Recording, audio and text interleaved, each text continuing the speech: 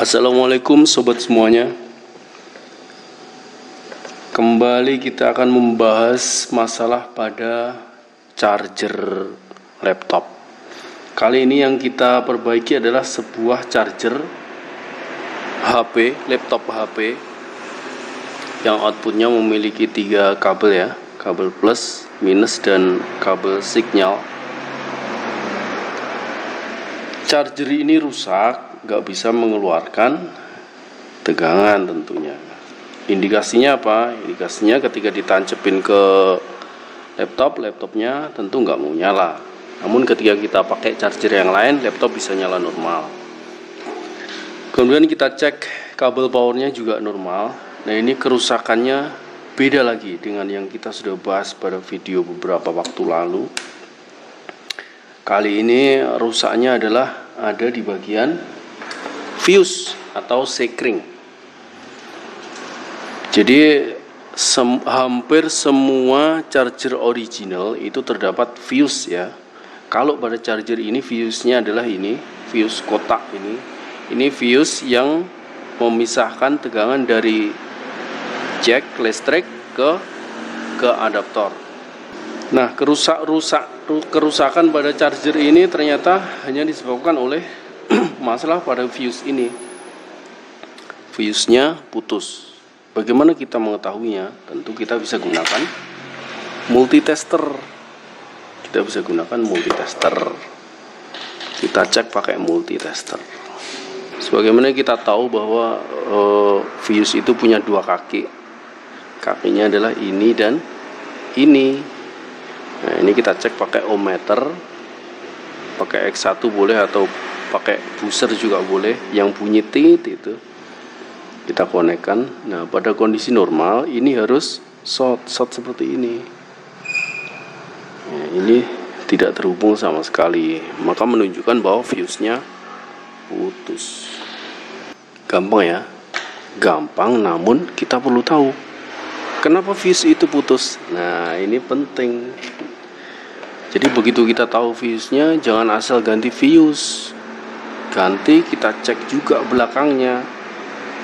Kira-kira yang menyebabkan fuse putus itu apa? Sebagaimana bisa sobat lihat di sini bahwa ternyata elko besar ini kelihatan ya. Nah, ini agak melembung, melepuh. Bahkan sudah kelihatan di garisnya ini ada karat. Karat ini bekas cairan yang jebrot. Jadi elko ini dalamnya ada cairan. Kalau rusak, cairannya itu keluar. Itu kalau keluarnya keras itu bisa meledak. Dak. Tapi kalau keluarnya sedikit-sedikit tentu tidak meledak ya. Nah, jadi ini kelihatan elko ini sudah rusak, harus diganti. Kalaupun nggak rusak, nilai kapasitifnya pasti turun karena cairannya sudah kelihatan keluar. Ini harus diganti. Kemudian yang kedua yang perlu dicek juga adalah dioda. Nah, di sini ada dioda. Yang hitam ini ya, yang hitam ini dioda. Kakinya ada 4. Nih, kelihatan 4. Nah, ini harus kita cek juga. Jangan-jangan short circuit antara kaki-kakinya.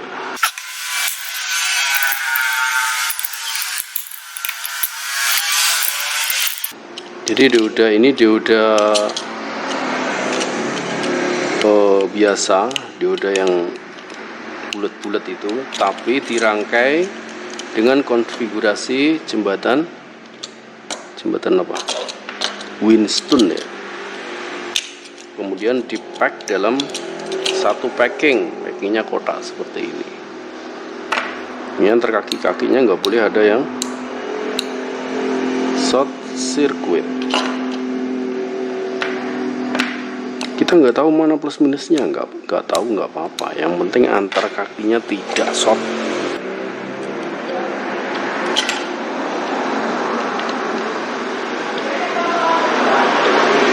Tuh kan. Nah, ini short circuit.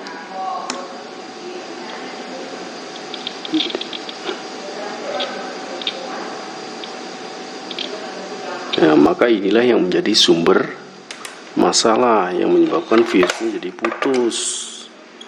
Maka solusinya ya sumber-sumber masalah ini harus kita ganti.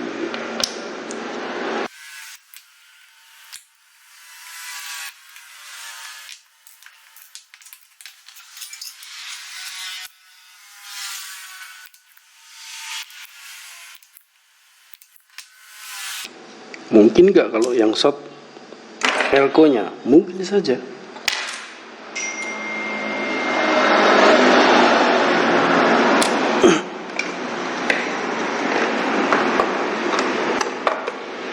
Kalau sudah terbuka gini ada tandanya ya. Ini ada tanda plus minus.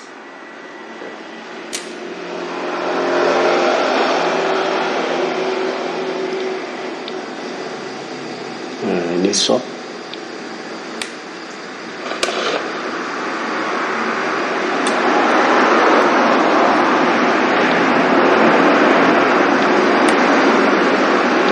Kalau bolak-balik mentok ini berarti short. Ini short.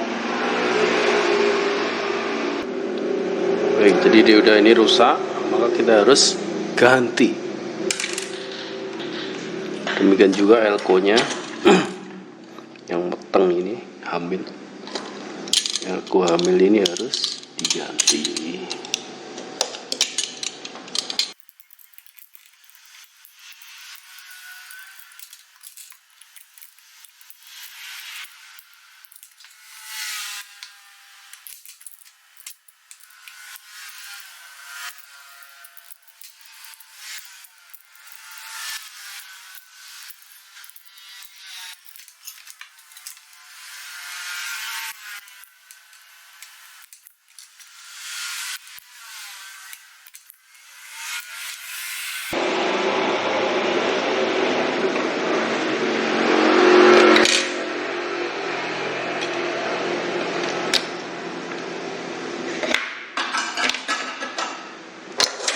Rusak nggak elko-nya?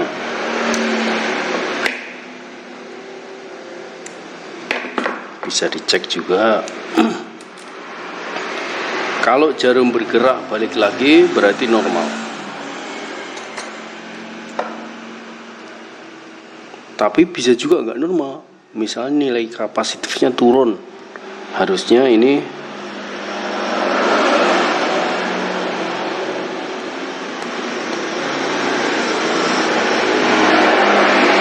100 mikrofarad, misalnya jadi 50 mikrofarad, bisa juga.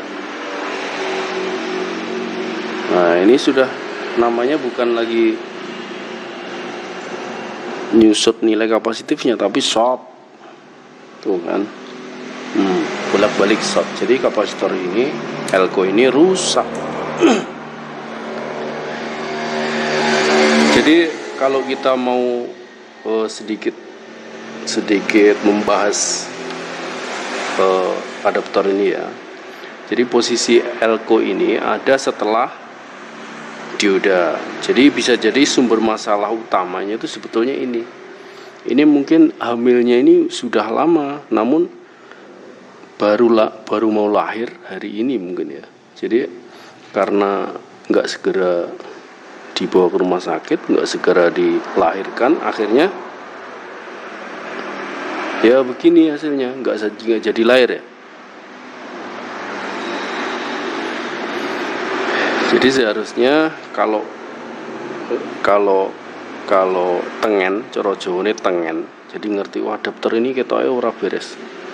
Sebelum rusak kita merasa wah ada yang nggak beres dengan adaptor.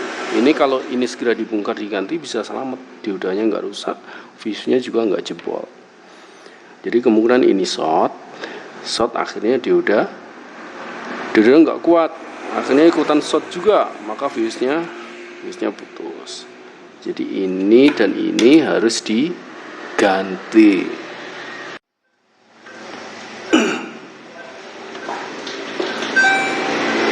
Baik, sekarang saya sudah dapat penggantinya.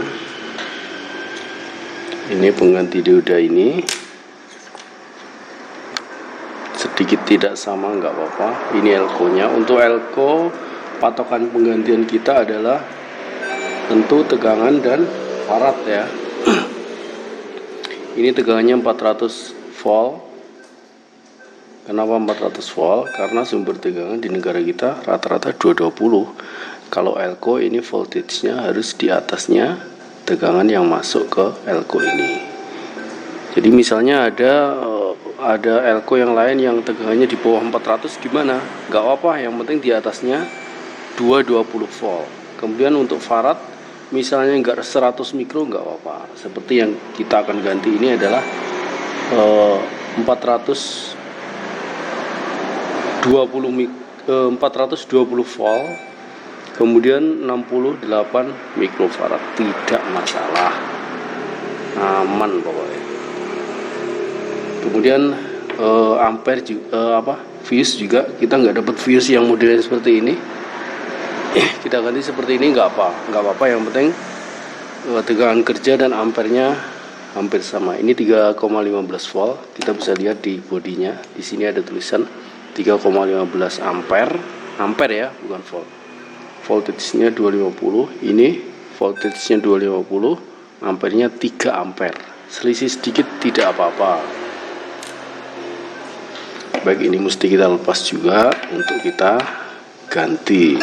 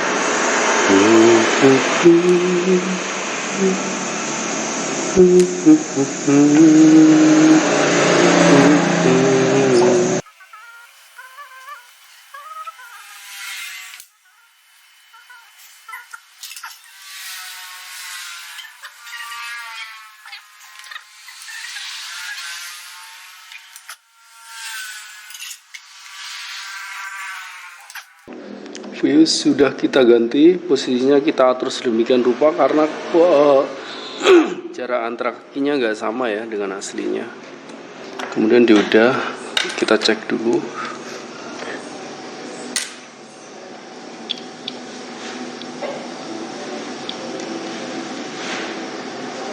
Aman.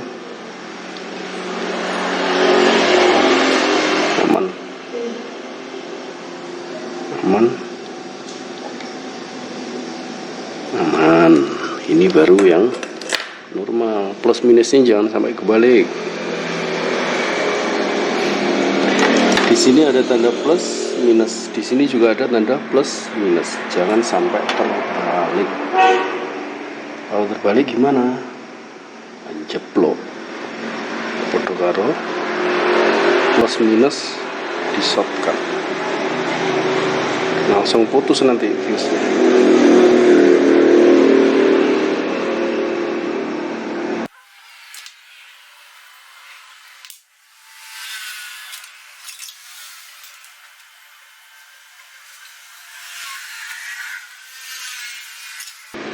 Kemudian elko.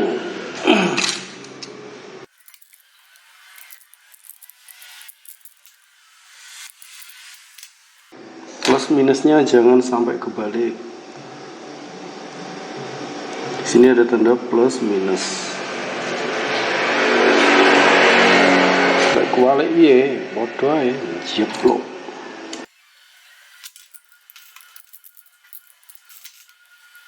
Minus di elko itu tandanya ini ya, garis-garis ini yang minus, yang min, yang negatif.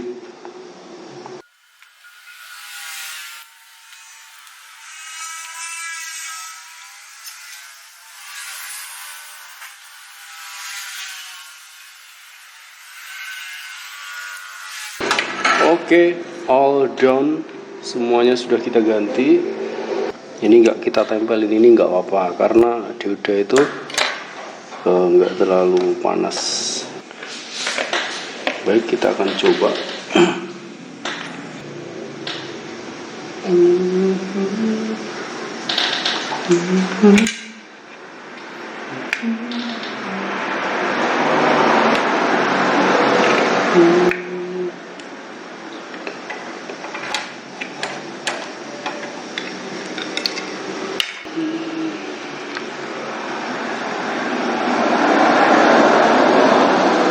Wale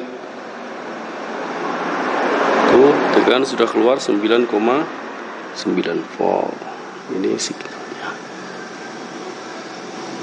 Baik, sekarang adaptor sudah kembali normal sebagaimana semula. Kalau sudah normal begini, hati-hati, walaupun ini sudah dicabut masih ada tegangan di elko, jadi masangnya mesti hati-hati. Padahal ininya belum kita pasang, Bagaimana caranya biar di elko itu segera habis? Ya, kita habiskan dengan solder. Jangan disotkan ya. Kalau disotkan, nanti takutnya merusak yang lain. Kita bisa habiskan tegangannya pakai solder di kaki elko-nya.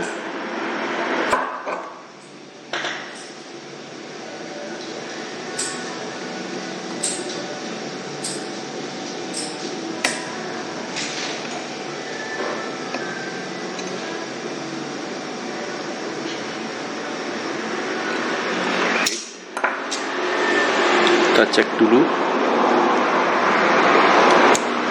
Selektornya harus di atas 220.